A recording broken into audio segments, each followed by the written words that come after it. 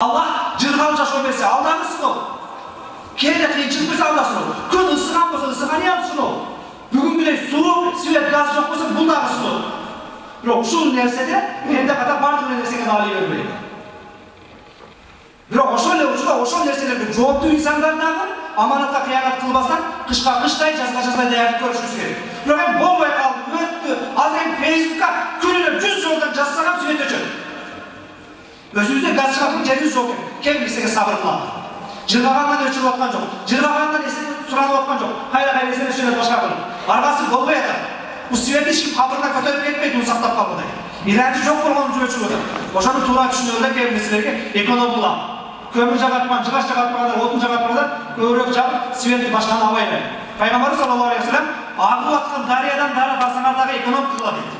Агып аткан дарыядан билесиз? Валабудда фи шати нахрин жарин. Агып аткан суунун жегиде болсоң дарытта сууду эконом кыл дейт. Агып аткан сууну канча алсаң деле кайта алып кетет го. Пайгамбар ошондо дагы эконом кыл дейт. Свет агып аткан жок, газ агып аткан жок, сатып башка кылып алып атабыз. Демек бир аз эконом керек. Күндүзү башкада.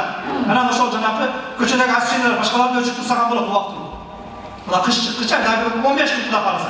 Айдын 15 жарым 15 караңгы. Имам катары, устаз катары баарыбыздарга мына ошол, бийликтеги киши болобу, карапайым болобу, баары имамга, устазга катары суранып, жооптуулар жакшы аракет кылыңыздар. Ал эми карапайым үнөмдөп жардам берет. Эптеп кыштан чыгат.